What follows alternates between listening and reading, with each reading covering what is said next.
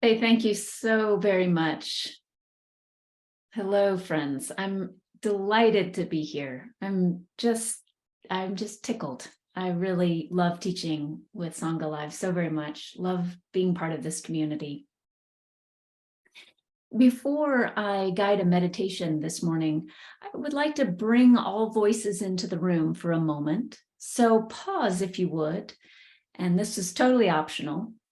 We won't be unmuting ourselves given the size of our group, but I would like to invite you to write in the chat in just a moment. And so what will you be writing? I will invite you now to get in touch with that through a moment of inquiry. So I invite you to close your eyes or gaze down at a 45-degree angle. And perhaps taking 3 of the longest and deepest inhalations. Where's the microphone?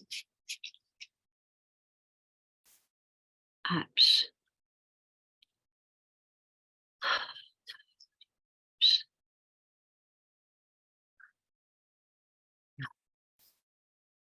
So Lenny, go ahead and just mute yourself. No worries. Great. Thank you. No worries. So taking 3 of the longest and deepest inhalations and exhalations you've taken yet today.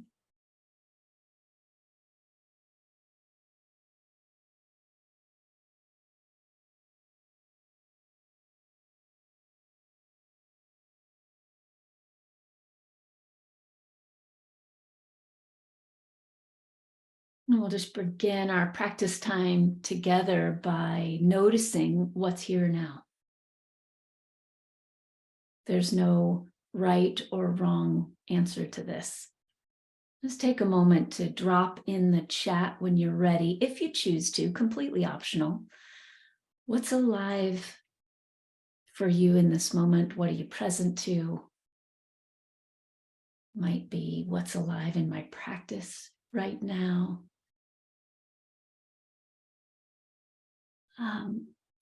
Lenny, it sounds like you can't hear me, so maybe I can see Bill's face right now. Bill, raise your hand if you can hear me. Okay, great. So Lenny, it might be something on your end. I'll let Faith chat with you about that through the chat. Okay, great, thank you. So just dropping in the chat, if you would, what's here now? Yeah, I'm enjoying feeling thankful for this Sangha, enjoying the birds in my window feeder, grief and gratitude, sunny day all around. Gladness at being here, curiosity, okay, sorted, love and joy, happy to be settling after a busy few days, joy, gratitude, sunshine, sadness and curiosity, stickiness of the past, a little anxious, turbulent, calm, peaceful, happy to be here, but a lot on my mind, nothing, possibility of healing power of meditation as I'm mourning, fatigued from illness, grateful for Sangha. And welcome, Natalie, curious, joining this Sangha for the first time. Happy, fatigue, and overwhelm, sadness at the death of a friend today.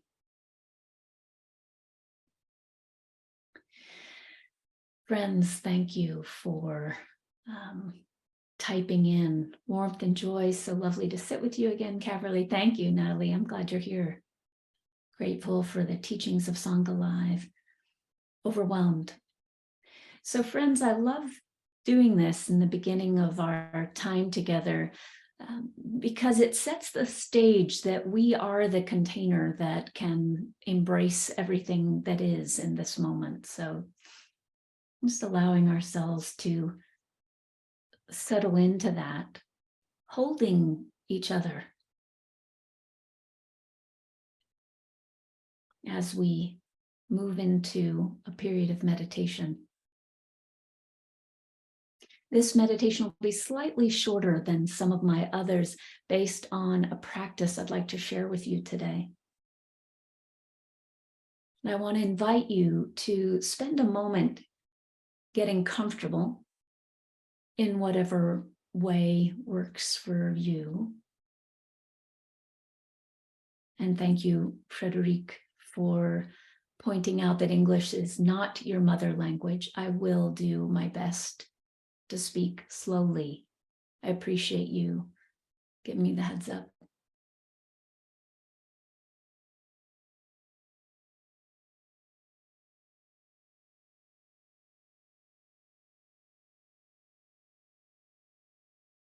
Let today's meditation be focused on restoration. I want to choose this theme simply based on what I was seeing in the chat.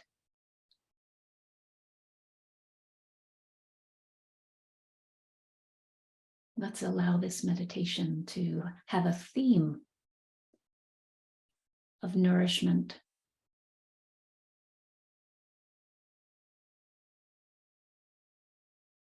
and restoration.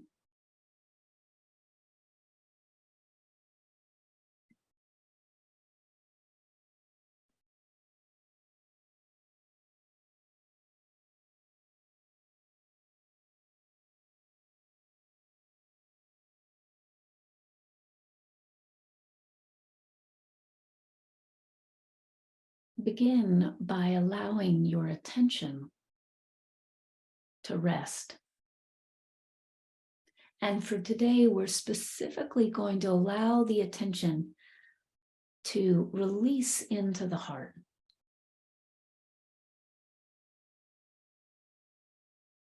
So perhaps your attention has been on things that lead you to feel overwhelmed or fatigued. Someone acknowledged lots of change.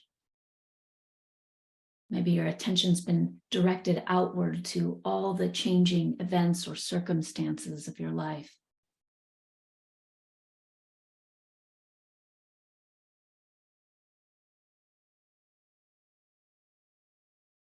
Someone acknowledged fatigue from illness,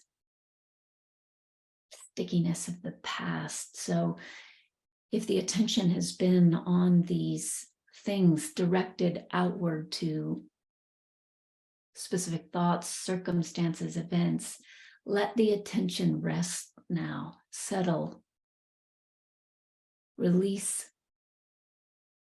into the heart.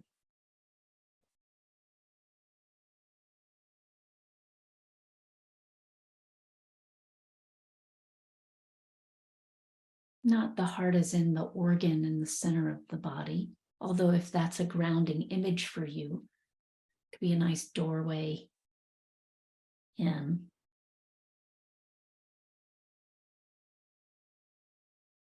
But more broadly, I'm referring to the heart of awareness. And to reference my new book, The Heart of Who We Are.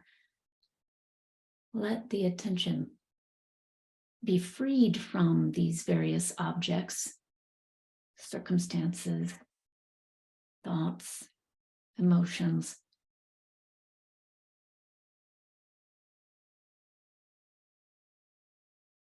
Freed to rest.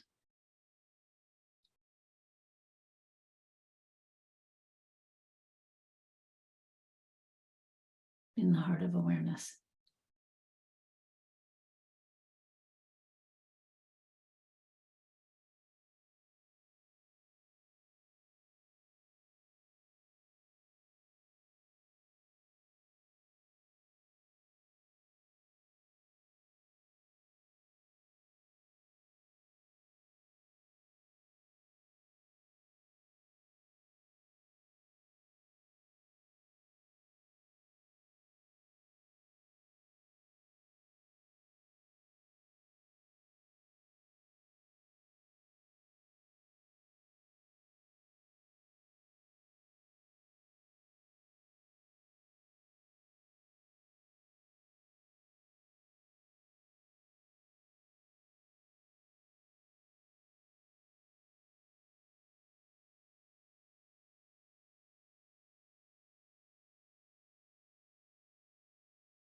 I began today by acknowledging restoration and nourishment.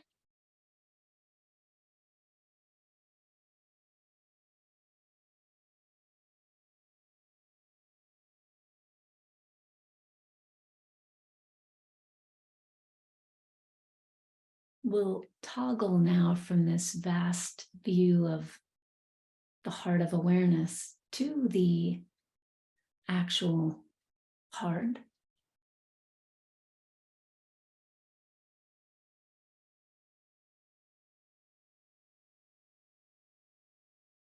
And for just a moment, play with the image of watering the heart. Perhaps the heart feels a little dry or brittle.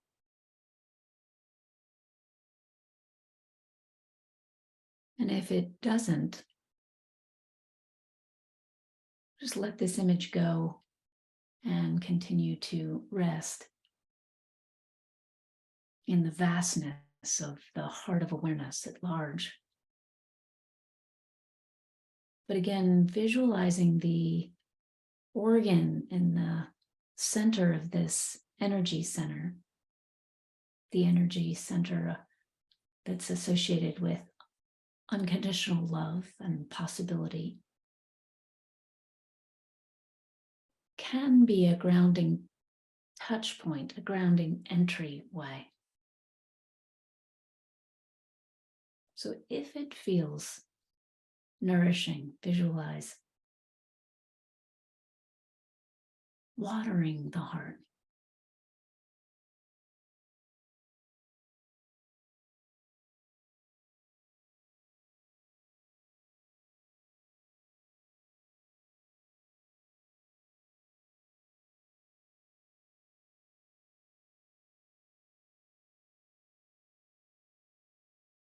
Replenishing the heart.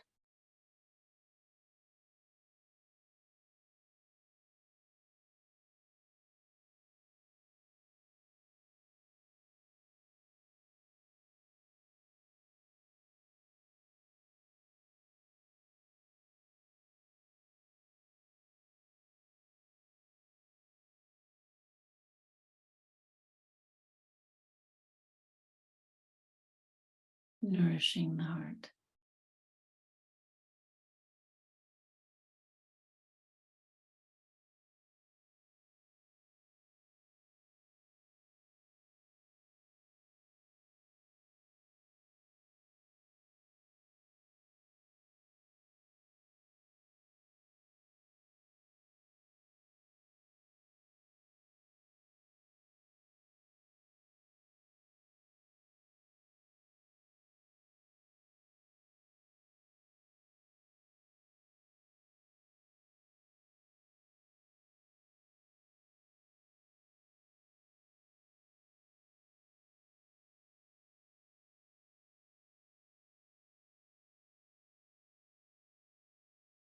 And then take note as to whether there's any resistance arising in you as I invite the releasing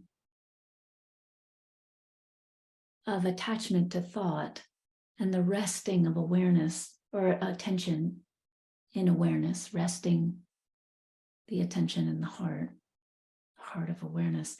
Notice if there's any resistance. And rather than pushing or trying to let go, simply take a moment now, if that's arising for you, to water the brain. Let yourself visualize the brain for a moment. Maybe your brain feels a little crusty or dry.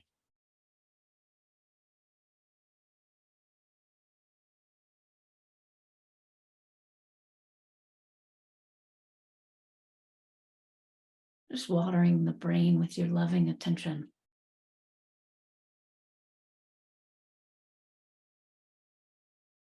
Giving yourself the gift of your own attention.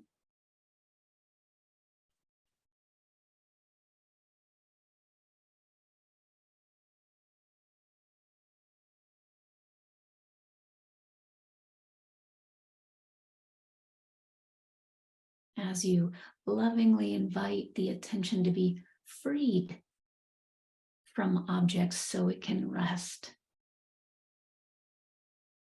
in the heart.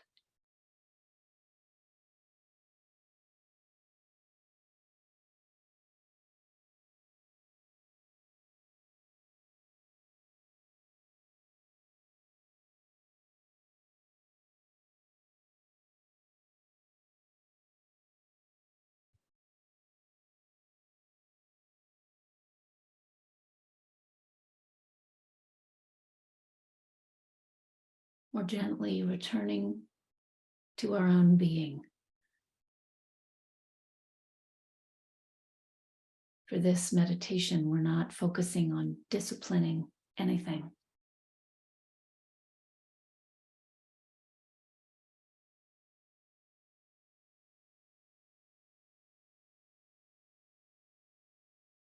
We're not focusing on trying to clear the mind or have a good meditation. We're simply giving the attention permission to rest in the heart of awareness. And watering or nourishing those sticky places, the hardened places, where there might be some resistance to letting go.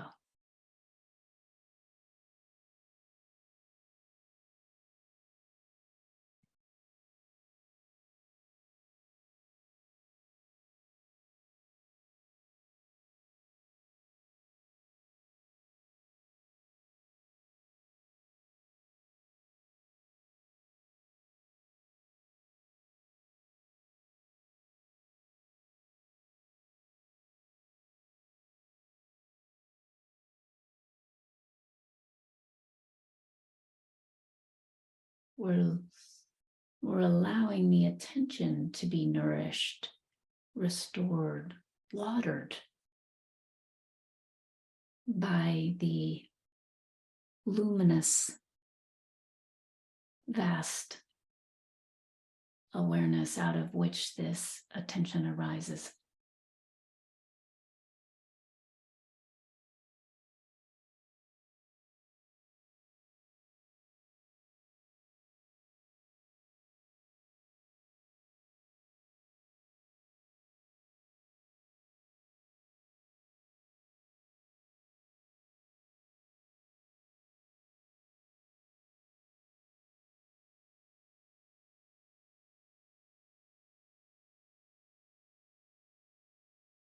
Settling and resting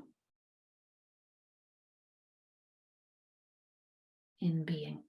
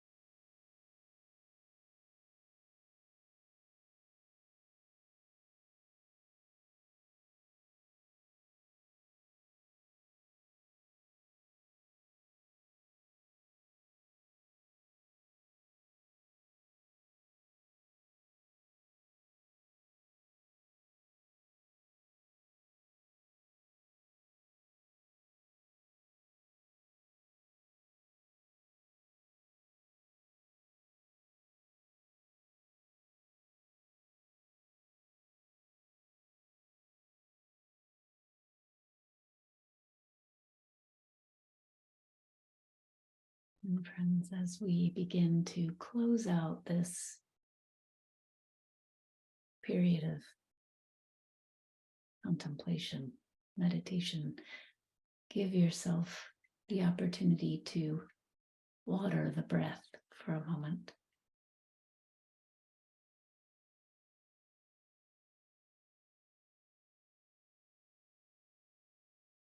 Nourish the breath with your loving attention, while allowing the vastness of being, the vastness of awareness to be at the forefront of your experience.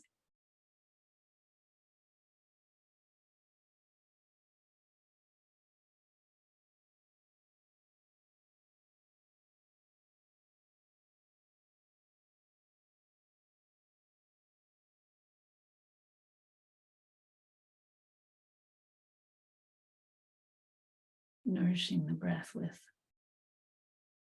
loving awareness itself.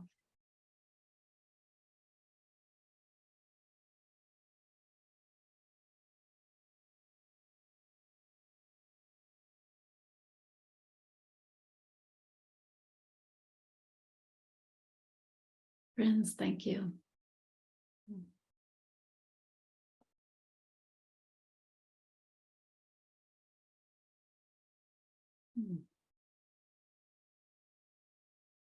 So, as I mentioned, I'm just so delighted today to get to share a little bit from my new book. For those that aren't familiar with it yet, it's called The Heart of Who We Are.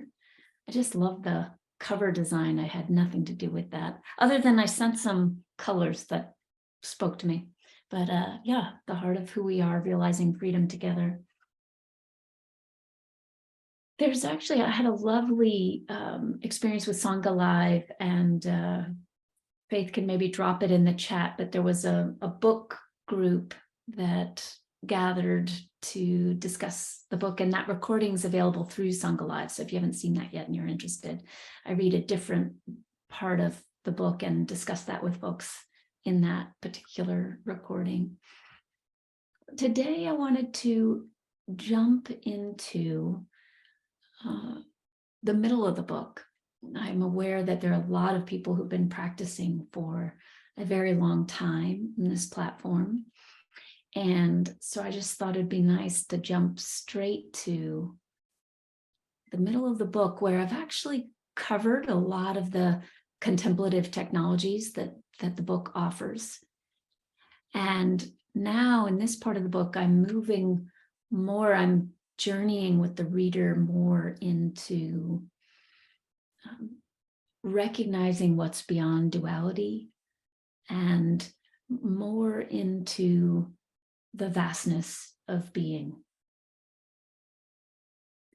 And this particular chapter, chapter 7, which I'm going to read the top of, and then my intention is to have enough time for us to do a little exercise, hence the slightly shorter meditation today. And this chapter 7, is called Return to Unity.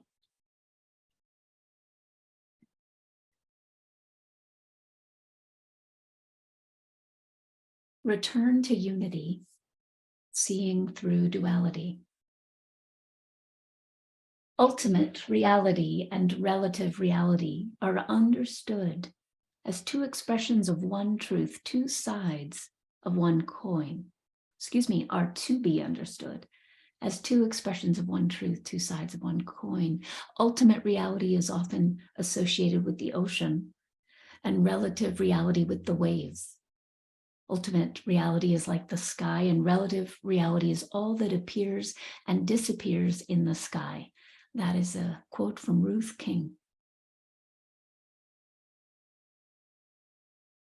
In Peace in Schools, our classes take place in a circle. The experience is leveled for the benefit of all. The intention behind the form is to create a reflection of our unity rather than an us-them dichotomy. Lan always sat beside me in class. Even though there were no assigned seats in mindful studies, Lan always arrived early enough to claim the cushion to my right. As Peace in Schools teachers, we often shake up the seating. Everything about the class is intentional. It's always been important to me that teachers keep an eye out for cliques that might form. As creatures, we're so habituated to the social pattern of creating them. It's difficult to have cliques without reinforcing an experience of othering, especially in high school. Usually a particular vibrancy, aliveness, and sense of belonging arises when students are invited to intersect with others they might not normally engage with. As teachers, we do our best to create such opportunities. Of course, there are exceptions to every rule. I knew Lan was on the autism spectrum, and I sensed that the regularity, structure, and pattern of having the same seat every class created comfort. For the first semester, Lan almost never spoke, yet was never absent. Lan was Vietnamese American in a primarily white school. It didn't appear that Lan had many friends. It was clear that, like many other 15-year-olds, Lan struggled with shyness, connecting with others, and social anxiety. Lan was one of those students who drank up the contemplative technologies of the class and the overall environment as if it were medicine. I think in a way it was. In every class session, we make sure to bring all voices into the room. This philosophy has been significantly enriched by IBME, a nonprofit that offers teen mindfulness retreats. With their permission, we incorporated their lightning rounds into our curriculum. The beginning of a class, as students are getting to know each other, the lightning round creates a way for each teen to be seen and heard. Students say their name, the pronouns they go by, and answer to a simple prompt, perhaps something like, "What are you present to in this moment?" Lan seemed particularly still and notably focused as we made our way around the lightning round at the start of our second semester of mindful studies. Sitting beside me, as always, Lan sat up boldly, took a deep breath, and said, "Hi, I'm Lan.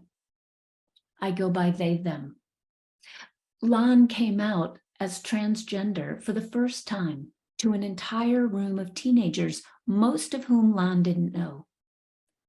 Lan went on to say more in the next 2 minutes than I had heard them say the entire prior semester.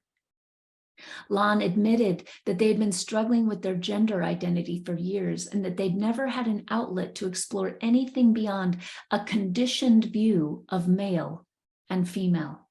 Semester after semester, to my delight, I saw Lan's name on the roster. Lan took the class 4 times before graduating. The perceived duality of male versus female. Peace in Schools prioritizes an inclusive, responsive, environment, but I must confess that when I was first introduced to including pronouns in our initial student introductions, it didn't make sense to me. I had for years been steeped in a training that focused on who we are beyond personal identity, and I knew the benefit of this focus in my own life deeply. As a monastic, I was trained to see identity as illusory, not the whole of who we are.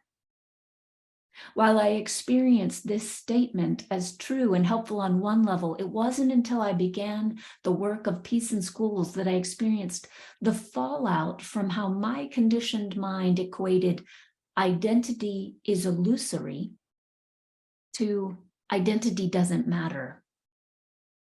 Through working with teens and others in Peace in Schools, I've come to understand the value of honoring personal identity, of stepping into shoes that fit. I've been awed to witness the shift that can happen. When these shoes are on and fit comfortably, we often have more access to the ease and joy of our own being, leading to an ease around accessing being at large. I've witnessed that this is especially important in cases where identity is marginalized by dominant culture. You don't have to look far to see that trans people are more likely to be the recipients of hate crimes than cisgendered people, and that this violence has significantly risen in the last decade. In the world of relative experience, identity matters. At the monastery where I trained, we were not required to shave our heads. Not long into my training, however, I decided to do so, and I kept it shaved for quite some time.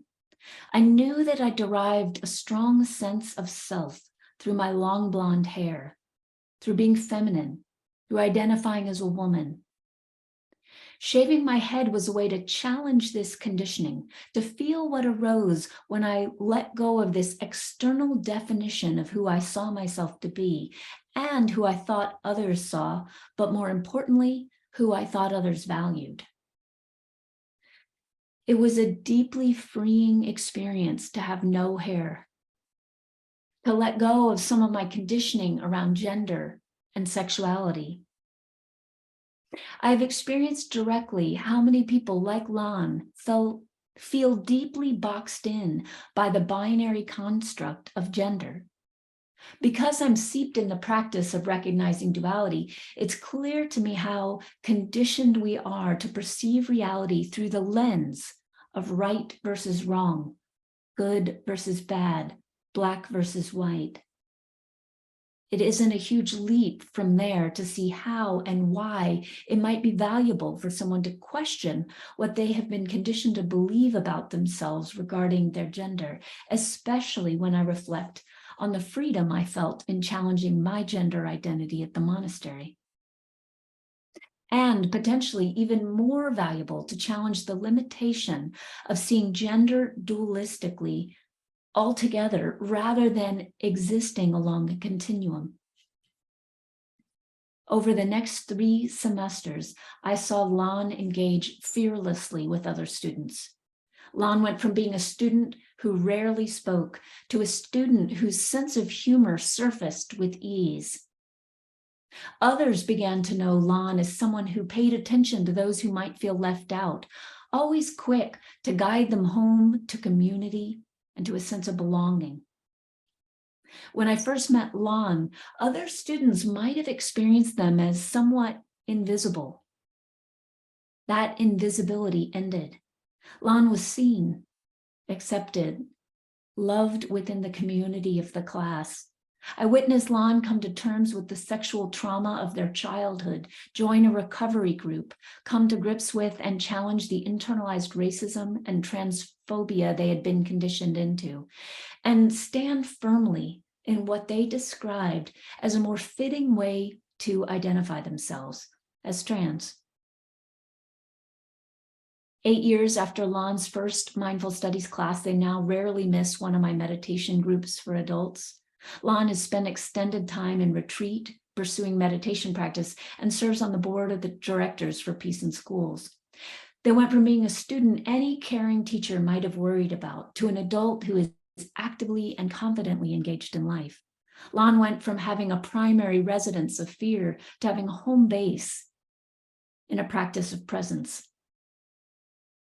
This is what contemplative technologies offer us, seeing the limitation of dualistic thinking, seeing how it's structured and how it operates, stepping away from the game of polarity, becoming free, seeing through us versus them and right versus wrong, opening a door into a more authentic experience of ourselves and a more authentic expression of who we truly are. The unborn mind. What does it mean to recognize the illusory nature of identity and to hold both relative and absolute truths about identity at the same time? My first show-stopping moment around gender came when exploring the teachings of Bankei, a Japanese Zen master who lived in the 1600s. I even remember where I was sitting when I read about a woman who brought him her suffering. It was a weight she could no longer carry on her own. She was living in an era and a cultural context in which it was believed that a woman could not know her true nature, could not experience enlightenment until she was reborn as a man. She had been inconsolable. This woman wanted nothing more than to be free. Instead of merely explaining to her that her belief was not true, Bankei asked her a simple question. When do you become a woman? This can be a helpful question for all of us. When do you become fill in the blank? A woman, Vietnamese American, blonde, someone with an eating disorder, a person who was abused as a child, just to give a few examples of forms we can identify with. When in our minds do we leave the undifferentiated experience of being? I specifically state in our minds, for that's the only place the leaving occurs. When in our minds do we attach to the notion, I am, fill in the blank? When do we latch onto and fixate on a specific identity? The moment we do, the perception of duality appears within the play, the production that we are a finite self. I am broken, I need to be healed. I'm fat, I should be thin. I'm a failure, I long for success. Bankei referred to our vast, unlimited being as the unborn mind, or Buddha mind. It's the mind before the thought of identity, before any thought. This unborn mind is the same in each of us. In fact, it's not that we each have a separate unborn mind, minds that are similar or share the same qualities. There's simply one unborn mind, one shared being, one consciousness. And within that one consciousness, many appearances arise.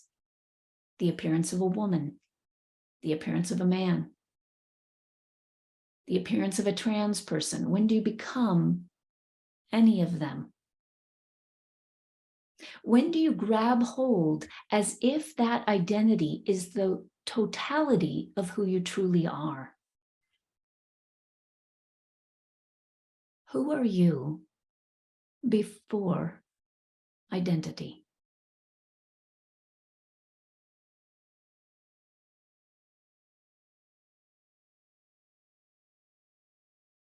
So friends, I want to pause there in the reading, and I want to invite an adapted practice from the book that it's brief, but it will just hopefully be an invitation into your own direct experience. So if you have a piece of paper nearby, it can be helpful to have something to write with, but it's not required. You might just want to type a note on your computer, or you might choose to simply sit with your observations regarding what arises. I really leave it to you. But before we move into this open group discussion, I want to acknowledge that one way we can hone on this question is to bring further attention to what we're not, to bring attention, yes, not just to who we are not, but to what we're not. So I want to acknowledge that doing so can guide us to our inherent freedom and the freedom that exists prior to the appearance of duality. So briefly, again, this is an adapted practice from the book, but I want to invite you to visualize a time in your life where you felt stuck in a particular duality. See yourself in a moment when you can recognize that while identified with one side of the duality, you believed X, and then while on the other side of the duality, you believed Y. And I happen to know there's at least a few people that have done this exercise with me before on this call. So I invite you to pick something that's alive now, rather than like, oh, I've done this before, I don't need to think about this. Pick a place in your life now where this process of dualistic thinking is arising. So say, for example, you're struggling with, should I stay or should I go? And yes, you do get extra points if you sing that line. So there you are. Maybe it has a light emotional charge. Should I stay at home or should I go to work today? Or perhaps this duality has tremendous impact. Should I stay in this marriage? It's fine if your scenario involves another person, but if it does, just focus on your own inner process for now. So if you have a piece of paper, column A, just in my example, is going to be, I should stay. And then column B is going to be, I should go. Just for a moment here, you're going to write down all the self-talk, all the things you say to yourself when you're over on the column A side. So that would be things like, if we're going with my example, if I leave, I'll be a coward. There's really no good reason to leave. I'm afraid to leave. It's better here. And then if you're playing along with me, go over to column B and do the same thing. So that's where I'd be writing things like, if I stay, I'll be a coward. There are no good reasons to stay. I'm afraid to stay. It's better here. You're just brain dumping all the things you believe to be true when identified with either side. So I'm going to give a full minute just to take a few notes. Again, this is an adapted version of the practice, just to give you a taste of direct experience. And you can flesh this out a lot more after today's call, if you wish.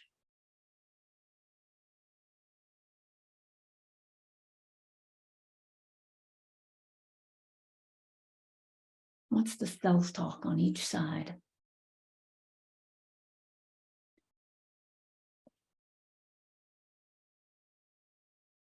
Dualities are endless. Why? Because when we look through the lens of duality, everything seen appears to be dualistic.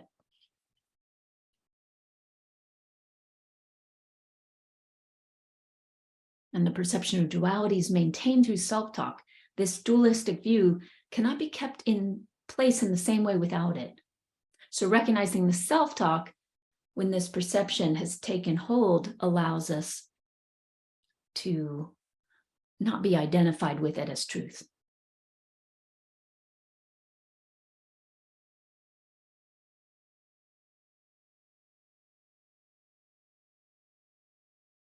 So now the next part of this exercise is to look over your two lists and be present to what it feels like when you're bouncing back and forth between these two sides. What does it feel like in your body? What does it feel like in your mind, your energetic system?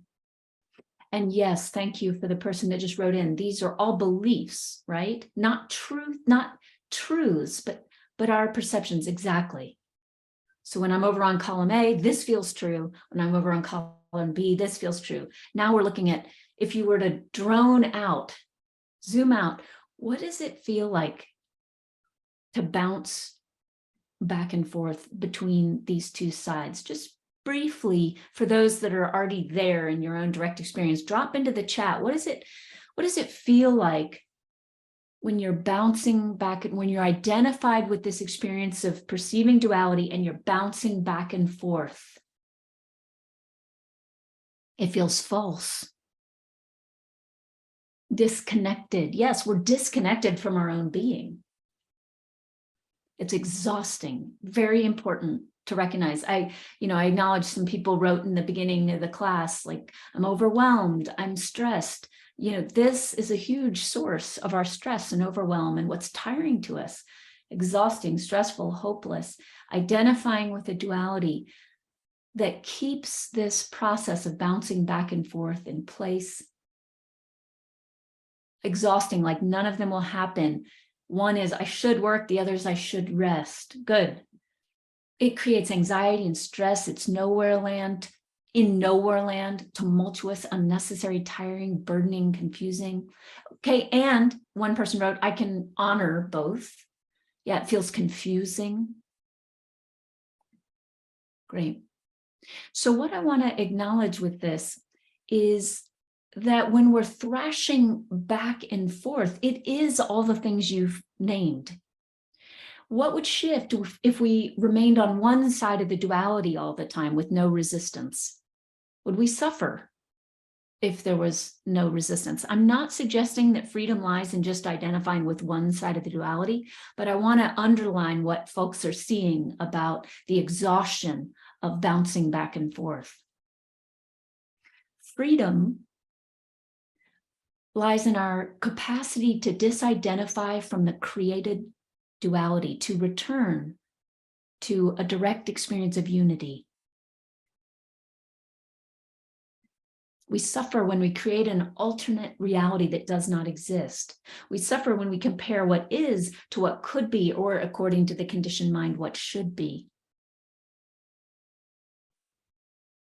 So I'd like to close this out now. I don't want to just leave us with the recognition that this is overwhelming and stressful and exhausting.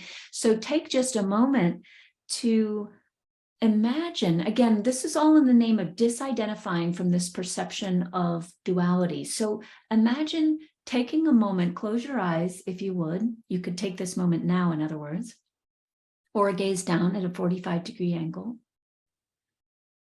And see if from a broader view than being identified with being inside this duality, you might be able to access a felt sense of compassion for the part of you that gets stuck bouncing back and forth.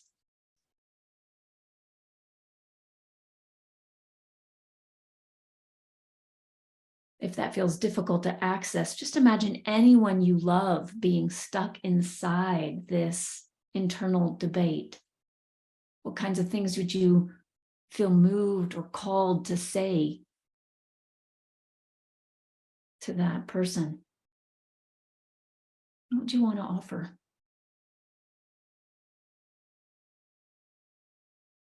How would you show up?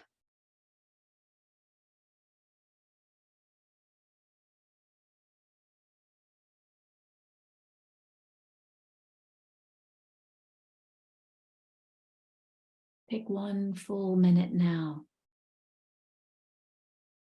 to be that which offers this unconditional love to this person, if you will. Now.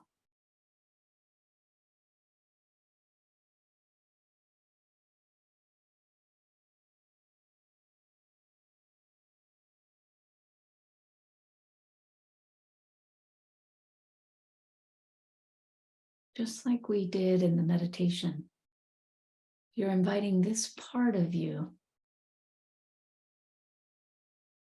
to return to unity rather than remain trapped inside this back and forth.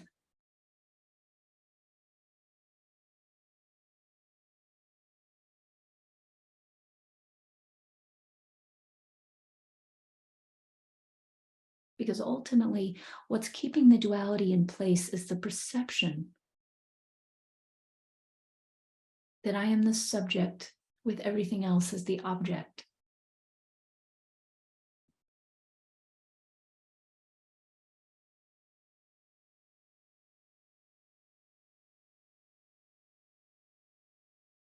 In this moment, invite a collapsing of that distinction.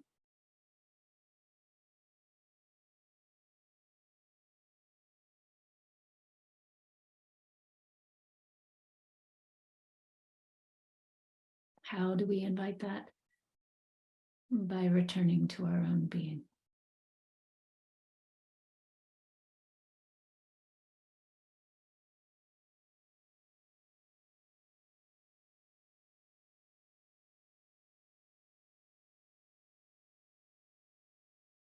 By returning to unity. To the unborn mind.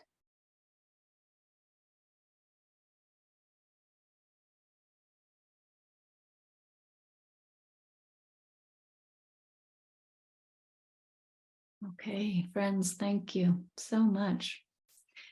Before we jump into Q&A, I've been invited to remind you about donations. As Faith mentioned at the beginning, this platform only exists due to the generosity of you and others like you. So as was acknowledged, if this isn't the right time in your life to make a donation, you are still invited to be here with open arms.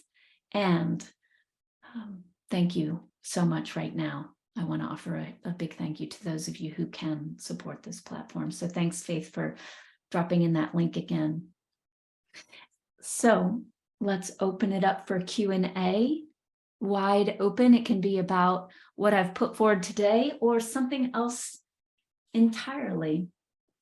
And Faith is looking for hands so that if you'd like to share, she can bring you on screen with me. I see David's hand. Great. Hi, Caverly. I discovered your book about 2 weeks ago, and I'm on page 70, and I absolutely adore it. Oh, good. Thank you. But I have a challenging question to ask you. So just hang in here with me on this one. So yesterday I was reading a therapist, and he was talking about spiritual bypassing, how in meditation you can spiritually bypass. So I'm going to describe a situation to you, and I want to ask you if it's spiritual bypassing. In the last month, I've been in 2 situations, a conference of 60 people and a Zoom call of 30 people, where I said something and it contributed or ignited a firestorm of emotion. And one could say that I was being attacked. And I got to a place where I was really great. I was unperturbed, and I'll tell you what I did.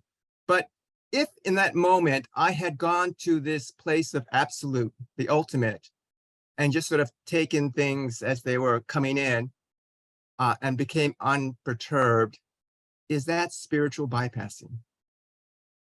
Well, David, thank you so much for this question, because as you can see from my books, something that's very interesting to me is what happens when we have this understanding of the absolute, when it's our direct experience of existence, and yet we don't leave behind the relative plane. In fact, we bring our direct experience of that absolute into all that we experience on this relative plane.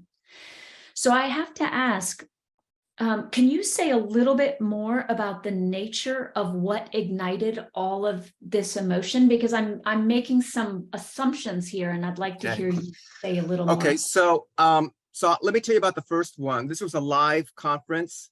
It happened about a month ago. It was Philadelphia.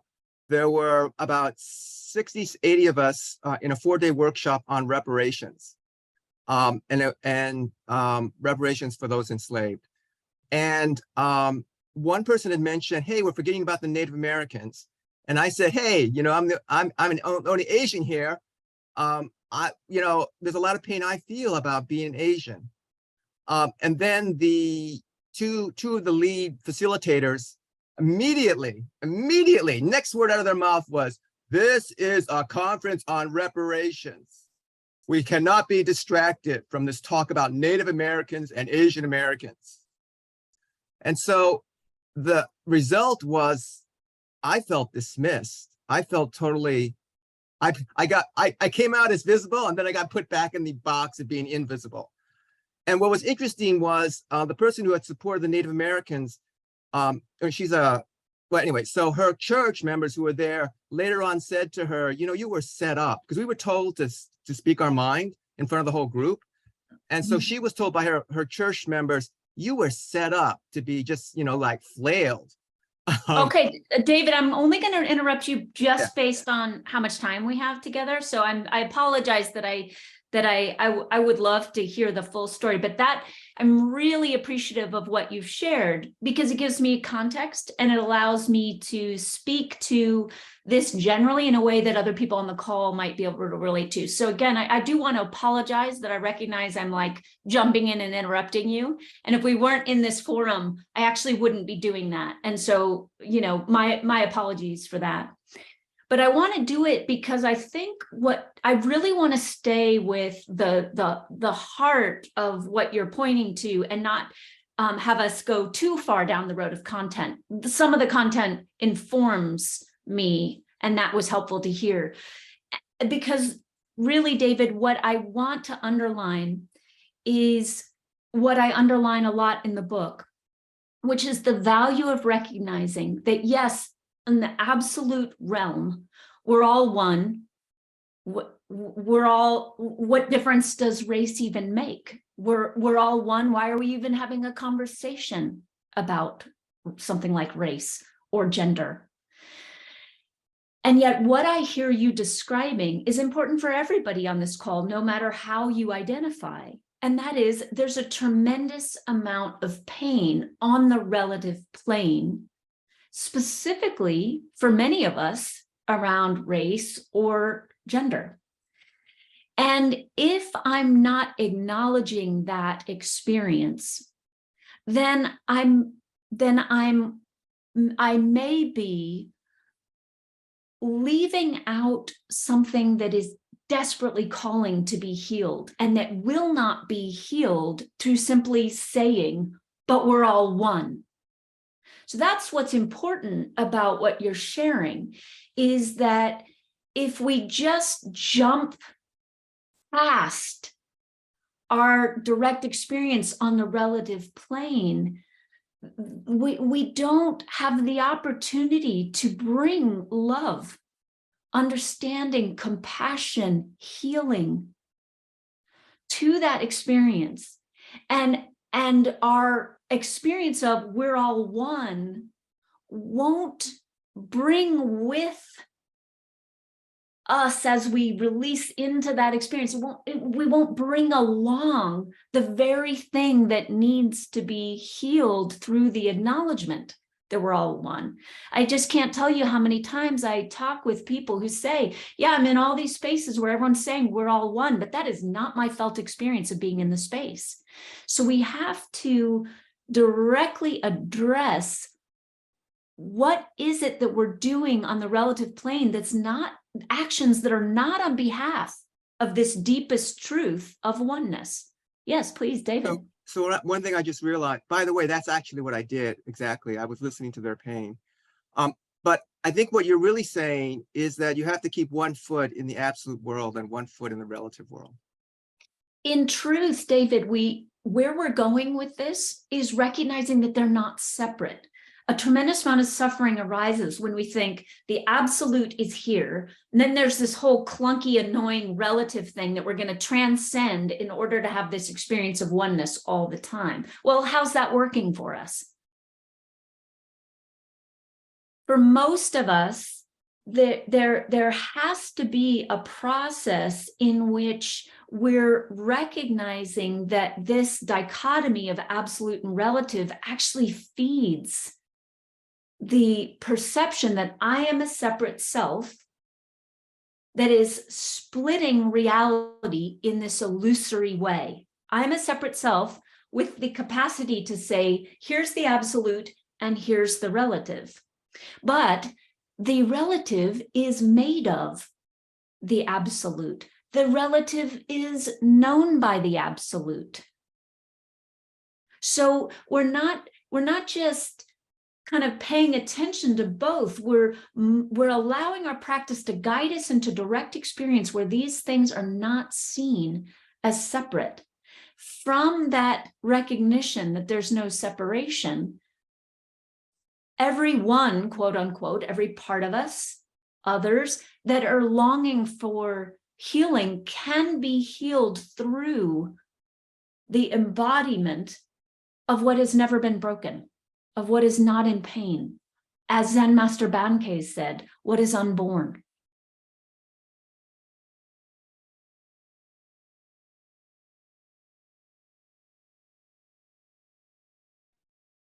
Well, I'll get there eventually. Thank you. Well, David, hang with the book. It is my hope that this book actually walks us through that process. I felt called to write this book because I saw the fallout of our habituated and conditioned tendency to perceive separation. And so it's my intention with the book to create a pathway of sorts, such that our actions can arise on behalf of the truth of who we truly are, versus actions arising on behalf of that perception of separation. So I really, David, I invite you to stick with it, and then be in touch with me as you finish it. I lead and actually this is based on Sangha Live. During COVID, I led a morning meditation through Sangha Live, morning my time in Portland, Oregon. And I just kept that meditation going, that group going. We meet once a week, and it's specifically Tuesday mornings, information on my website, caverlymorgan.org, but it's specifically Tuesday mornings at the time it is, so that people from different time zones can join in. So feel free to come into that group, which is a more intimate group than this one, and where I'm engaging directly with folks, and bring your observations and your inquiries. I signed up for your Presence Collective. Oh, okay, great. Well, Presence Collective, just a quick aside, is sort of a separate nonprofit that I formed. And there's actually, we're very internally focused right now. So the thing that I'm speaking about is the Tuesday meditation group, and that can be found on my website, caverlymorgan.org. I'll actually see if I can just real quick find a few links here for folks, anyone interested. But thank you so very much. You're really speaking to a very core theme of the book. This is my events page, y'all, in the chat, if you want to check this out. Thank you.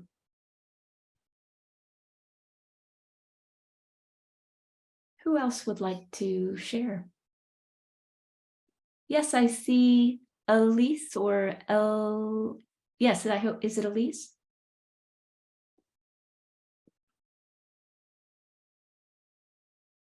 You're still on mute. So see. I wanted to talk about something in my own situation, but I just wanted to quickly say that I had a strong response to what David was saying, because I work a lot in the field of reparations, and I think it's incredibly important that Native Americans and Asians be understood as being part of the whole issue of how they deserve reparations also, because there's been a tremendous influence, and rightly so, on African Americans deserving reparations, but also people need to be educated about why both Asians and Native Americans deserve reparations. So I just thought it was really important to say that. In terms of my own situation, I'm a twin, and my twin sister was hit by a car. She had a traumatic brain injury and all kinds of problems from that. And I helped take care of her for a year, and then she passed away, which was not, I didn't expect that to happen. And neither of us sort of acknowledged any possibility of that. We were going to get through it together. And we didn't. And I'm having, in terms of dualities, I'm having a terrible time deciding whether I want to go on living without my twin. I've never been without my twin, and some days I'm fine, and I'm sort of in the moment, living my life and going through this. And other times I just can't see how I can possibly go on without her.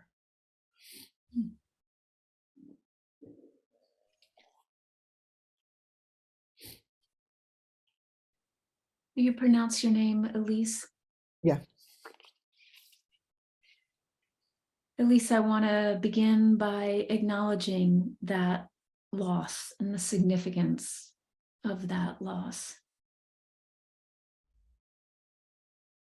I appreciate your willingness to put yourself out there and seek support. And I want to reflect back to you that I trust that that desire to do so comes from the part of you that wants to be alive, engaged in the world, that appreciates life.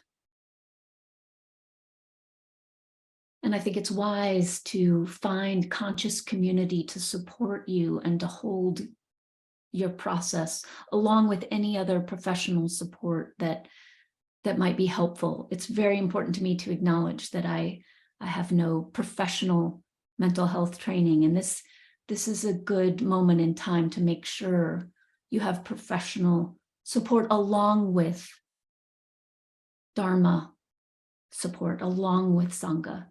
I think the two are important to have hand in hand. So I really want to encourage you to make sure that you have support on all realms, because you deserve it. And because this is tremendous loss, and we should never go through such things alone. So I want to begin by acknowledging that. And then I want to speak to you from my own experience of loss. And I want to recognize that grief is never linear.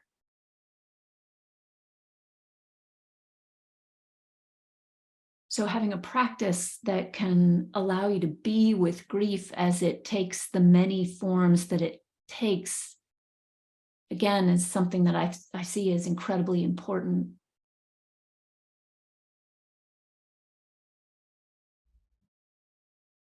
Elise, in this very moment, how can you find your sister?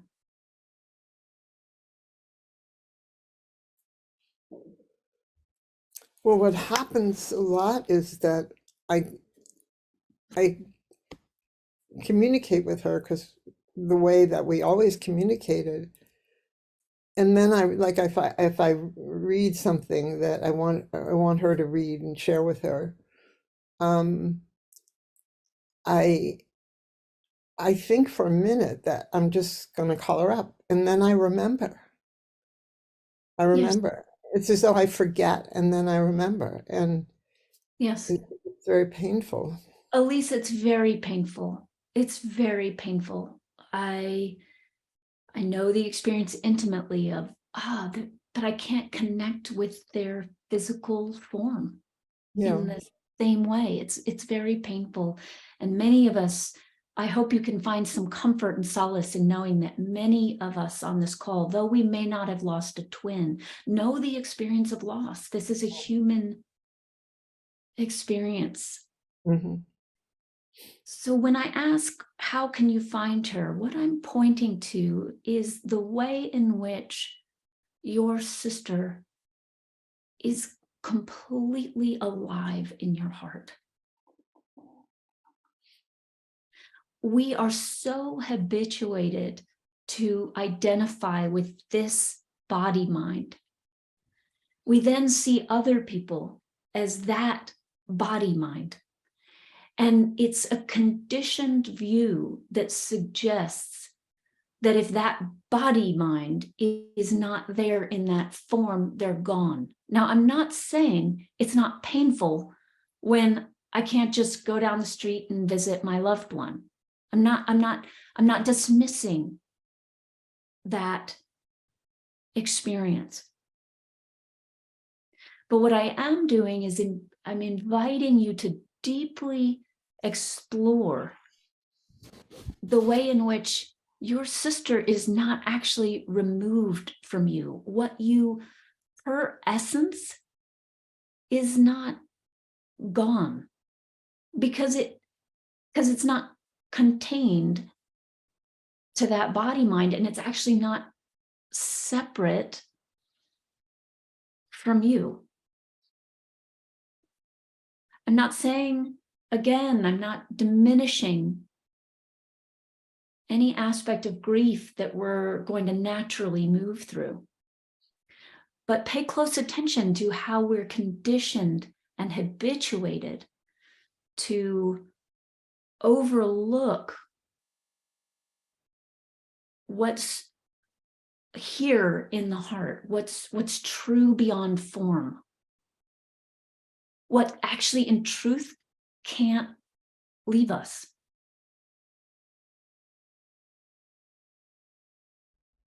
Mhm. Yeah. You might choose for a period of time to consciously connect with the essence of your sister. You know her being so intimately, more intimately than many people know another person's being. You shared a womb. Mhm. You know the sharing of being in an even more literal and direct way than some people get to know and experience. But what's important about that, Elise, is you know the experience of being with, having shared being with your sister before words, Mhm. before concepts, before the notion of separation. Her death is an invitation to return to that with her. And again, that doesn't mean you're not going to miss that you're not going to have a cup of coffee with her again.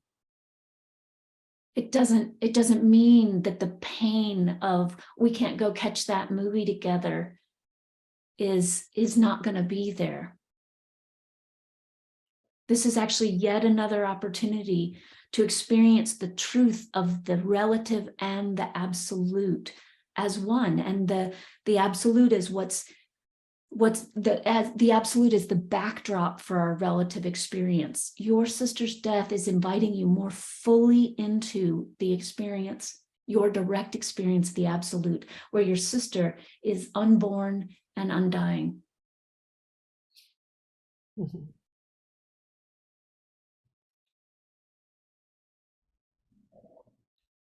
So she's your guide to liberation. Most people would say they're on this call because we want to know our inherent freedom. We want to know our inherent liberation. She's saying, come this way. Mhm. And I feel confident she wouldn't want you to leave your body in order to do it. Mhm. How do I know that? Because I know that she loved you. Mhm. And you never want someone you love to leave their body. You recognize their body as what's enabling their experience of existence here, now. It's to be honored and cherished.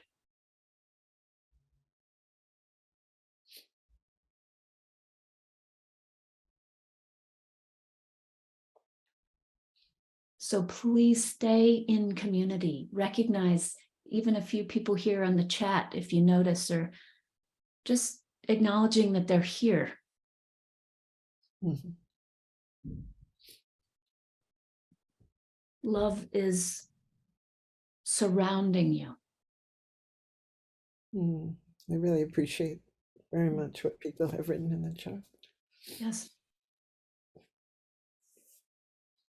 It's Yeah, hard to this get is, over having watched someone suffer so much who you love so much yes. and not being able to, as much as you try, not being able to do anything about it.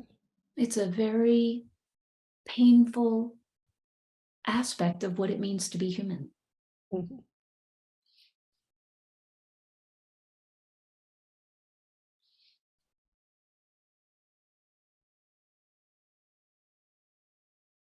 But it's important to recognize you're not alone in it. I'm sure Mhm. you've heard the Buddhist story about the mustard seed. Yeah. Mhm. Mhm. You're not alone. Thank you. Mhm. Yeah, thank you. Thank you.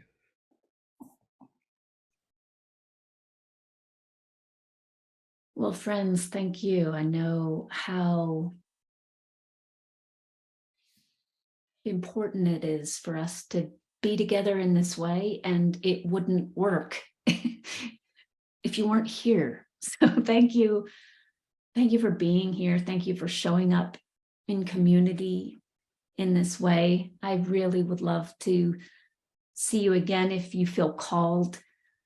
So I do want to drop a link to some retreats I'm offering in the chat.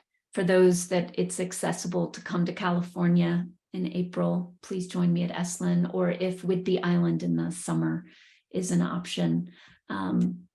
At least if it's possible for you to come to be on retreat, it doesn't have to be with me, but if, seek retreat space as nourishment would be another thing I'd like to encourage.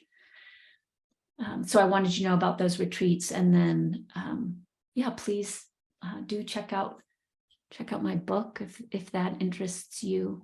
I'm sure I have a link for that too, y'all. Hang on.